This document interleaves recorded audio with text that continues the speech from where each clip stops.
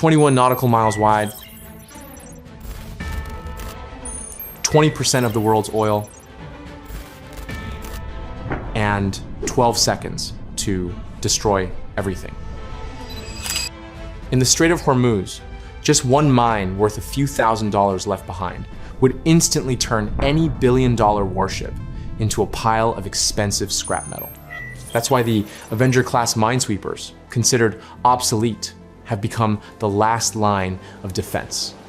They don't have cruise missiles, but they have something that robots and lasers can't replace: absolute certainty at zero range. Today, we'll decode why, in Hormuz, an old ship was the only thing preventing a global financial collapse, and why the world's most modern battlefield is forcing America back to the most fundamental values of certainty. Welcome to the Navy Codex. Let's begin the dissection now. In modern naval warfare, depth and space are allies, but at Hormuz, all those advantages are negated. With its narrowest point only about 21 nautical miles wide, it's a grim cone where every mistake is magnified by the geographical crampedness and the pressures of the global economy. Hormuz is different from any conventional naval battlefield because it doesn't allow for gray zones. In the South China Sea or the Mediterranean, you can tolerate a few unidentified objects on the seabed and still maintain shipping. But here, the appearance of a single mine is enough to cause marine insurance companies to shut down, sending world oil prices soaring by tens of dollars in just a few hours. This is no longer a military problem. It's a problem of the stability of the global financial system. The complexity of the Gulf's terrain renders even the most advanced mine-clearing equipment useless. Shallow water causes sonar to reverberate, and the seabed, littered with debris and shipwrecks, creates thousands of virtual contacts. In this environment, automated systems are often overwhelmed because they cannot distinguish between a harmless rock and a maham, 7 mine disguised with fiberglass. The Hormuz is not a place for the US Navy to experiment or test multitasking modules. When the cost of error is the paralysis of a vital shipping lane, you don't need something generally advanced. You need a tool born, tempered, and designed to survive and win in this brutal scenario. And that's where we have to look at the entity entering the death zone, the Avenger class. If you look at the USS Chief or the USS Pioneer, you won't see the ostentatious display of vertical missile launchers or long-range phase array radar. They aren't fast, nor are they aesthetically pleasing by the standards of modern action movies. But in the world of sea mines, flashy appearances are a death sentence. The Avenger class wasn't built to show off its power. It was built to be invisible to its own enemies. The core design element that makes the Avenger class a treasure at Hormuz lies in its hull. While all modern warships are built on steel, the Avenger uses wood. The hull is a complex structure of oak and cedar wood wrapped in fiberglass. Why?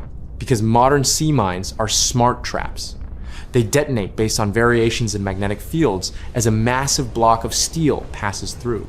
By using a wooden hull, the Avenger almost completely eliminates its own magnetic signature. It glided through the minefield like a ghost, blinding Maham, 7's magnetic sensors. Not only magnetic, the Avenger was also designed for absolute silence. Every engine and generator was mounted on sophisticated, soundproof dampening platforms to prevent noise from reaching the water, a prime target for acoustic mines. The Avenger class wasn't just an old ship. It was a platform designed from the ground up to avoid becoming a victim of the very weapons it hunted. It didn't try to defeat the mine with firepower. It defeated the mine by refusing to provide any data that would allow the mine to detonate. What made the Avenger class valuable at Hormuz wasn't its age, but the extent to which it was optimized for a single mission. While multipurpose destroyers have to share resources across hundreds of different targets, every millimeter on an Avenger is dedicated to finding mines, approaching mines, and surviving. At Hormuz, when versatility began to reach the limits of doubt, the American superpower was forced to rely on the most specialized weapon it possessed. In the minds of most people, old is synonymous with outdated, and new is always the perfect replacement. But the actual warfare at Hormuz operates on a different logic. Here, evolution doesn't happen in a linear fashion. It happens in a way where sometimes the most sophisticated solutions reveal their most primitive limitations. Modern platforms like the LCS are designed to do everything, from anti-surface warfare to submarine hunting and minesweeping by changing modules. They are faster, more flexible, and less likely to put humans in danger. But at Hormuz, multitasking is sometimes a burden. When you try to create a do-it-all ship, you have to sacrifice specialization. A multitasking platform might carry drones, but the ship itself is still made of steel. It still has to stay at a distance for fear of the very minefield it's trying to clear. Meanwhile, the Avengers don't need to be multitasking. It only needs to do one thing: enter the dead zone without exploding. New technology can provide data faster, but its lack of automation doesn't mean it can solve the mine problem more reliably.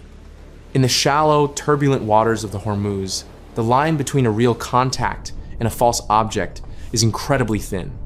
The Avenger class is returning not because the US lacks advanced technology. It's returning because there are missions where the specialization and operational experience of a purely conventional platform are still more valuable than algorithms still under testing. In a place where the slightest error can cripple 20% of the world's oil supply, the US Navy chooses proven reliability over the convenience of new modules. In the Hormuz, the old doesn't survive on emotion or nostalgia. It survives because this battlefield still needs the exact kind of capability it possesses: the ability to live with danger at the closest possible distance. Avenger class is a reminder that in war, the best tool isn't the newest, but the one designed to solve the most difficult problem without any shortcuts. But to better understand this difference, we need to look at the two opposing philosophies right on the water: stepping headlong into danger or pushing danger away.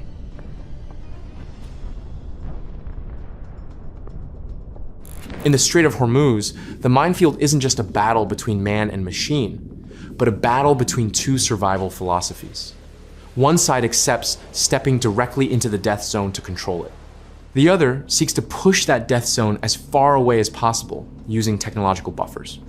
The Avenger class represents the classic philosophy. If you want to tackle a merciless minefield, you must use a ship designed to survive right in its heart. This philosophy accepts slowness, accepting bringing personnel and equipment as close as possible to the target. Why? Because in acoustic physics, short distances mean pure data. When you are directly above the mine, sonar error is minimized. This is an approach of absolute certainty, even if the price is direct risk to the entire system. In complete contrast are the littoral combat ships, LCS. Their philosophy is, never let the mothership set foot in a minefield. Instead, they push surface drones, towed sonar, laser scanning helicopters, and archerfish submersible robots ahead. Humans stayed behind, in air-conditioned rooms dozens of miles from the danger zone. This was a humanitarian and technological leap, turning the mine-fighting problem into a remote-controlled game. When a real mine-fighting war breaks out at a choke point like Hormuz, which would you put your faith in? A new system that tries to push the problem further away to protect people, but faces signal disruption and remote data interference? Or an old, slow platform that offers tactical certainty thanks to its direct presence?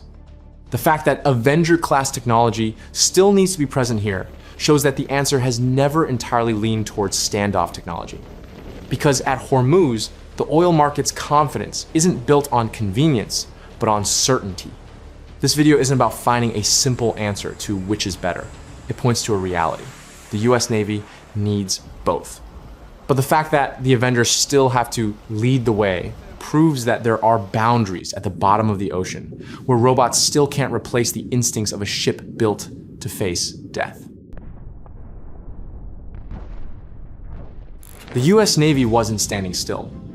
They invested billions of dollars to transform mine warfare from a slow, arduous task into an industrial-scale cleanup process. These new systems offered advantages unimaginable during the Cold War. Absolute safety for the motherships. The most obvious advantage was speed. The ALMDS, Airborne Laser Mine Detection System, used lasers to scan surface and near-surface mines dozens of times faster than traditional minesweeping vessels.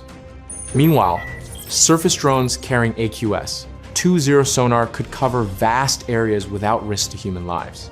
In theory, the US could create a 3D map of the entire Hormuz corridor in days instead of weeks. But this is where the harsh reality of Hormuz came into play. The ALMDS's laser beam is incredibly powerful on the surface, but when it hits the shallow, silty waters of the Hormuz, it scatters and loses its effectiveness at depths of just a few meters. It's blind to mines buried deep beneath the sediment. At deeper water, towed sonar systems face the problem of background noise. The Hormuz is not a clean swimming pool. The seabed is full of old cables, shipwrecks, and natural anomalies. For a remotely operated system, distinguishing between a real contact, a mine, and a pyramidal rock is an algorithmic ordeal. Drones can see thousands of objects, but they often can't determine which one will explode. The Avenger class isn't returning to deny the progress of drones or lasers. It's returning precisely where new technology isn't enough for any commander to dare sign the order for a multi-million-dollar supertanker to pass through. If you judge a weapon by its speed or level of automation, the Avenger class would lose from the start. It's a slow-moving machine in the world of supersonic weapons. But the Hormuz mine warfare doesn't reward the fastest. It rewards the most cautious. You can fast forward an air raid or an artillery duel, but you can't fast forward a minefield. Every square meter of the seabed of the Hormuz requires independent assessment. The Avenger class brings an on-site data grinding process. Its SQQ 3.2 sonar is operated by experts with decades of experience, who not only look at the specks of light on a screen, but also read the difference between the shadow of a moored mine and a bedrock through the slightest change in the reflected signal. This is a certainty that an AI standing dozens of miles away could never perfectly replicate. Tactical certainty comes from daring to bet your life on your mine-clearing capabilities. When the Avenger mothership is right in the middle of a minefield, the crew isn't just working with bits of data, they're working with survival instinct. The Avenger class doesn't try to push the mine-clearing problem away. It lives with it. The ability to work slowly, repeatedly, along the same narrow corridor until there's no ambiguity left is what builds confidence for the tanker captains. They don't need to know how many drones you have. They need to know this path has been confirmed by a specialized platform capable of protecting itself. In most types of warfare, almost enough is an acceptable outcome. You destroy 90% of the enemy's missile launchers. You've won. You shoot down 95% of invading drones, your defenses are successful. But in the mine warfare of the Strait of Hormuz, almost enough is still a complete failure. Because here, mines don't need quantity to win. It only needs one mine left behind. Look at the target of the sea mines. Super tankers carrying 2 million barrels of oil with drafts tens of meters deep. When a mine explodes on the seabed, it doesn't just create shrapnel. It creates a giant bubble of air that lifts the entire ship and breaks the hull when the bubble collapses. The physics of underwater explosions don't care whether your ship is expensive or cheap, modern or outdated. The consequences of a single mine left behind are not just a shipwreck. That was the collapse of market confidence, the surge in oil prices, and the paralysis of entire global supply chains. One remaining landmine was enough to render all previous cleanup efforts useless. That's why wooden-hulled ships, once considered obsolete, became the last guardians. They survived because they were the only instruments designed never to say almost enough. They were there to find the last landmine, the only one that could change history. And to understand their place in the future, we must look at the bigger picture. The outdated American minesweepers became indispensable in Hormuz, not because the US ran out of options. On the contrary, they had too many modern choices. But they chose the Avenger because Hormuz forced all superpowers to respect the value of a tool designed to solve a single problem. The return of these wooden blocks is not a step backward for technology. It represents an advancement in strategic awareness, a message that Washington is viewing the dangers beneath the sea with the utmost vigilance, not with complacency based on untested modules. In future war scenarios, stealth aircraft or lightning-fast cyber attacks will be remembered. But in the reality of Hormuz, what keeps the world's economic lifeline from severing may not be a sleek, multi-billion-dollar warship. It's the oldest, slowest, and most specialized vessel, a stoic, wooden-hulled entity willing to live with fear deep beneath the sea to ensure a unique certainty for the rest of the world. Thank you for joining us in deciphering the equation at Hormuz. This is the Navy Codex. We analyze reality with cold precision. See you again.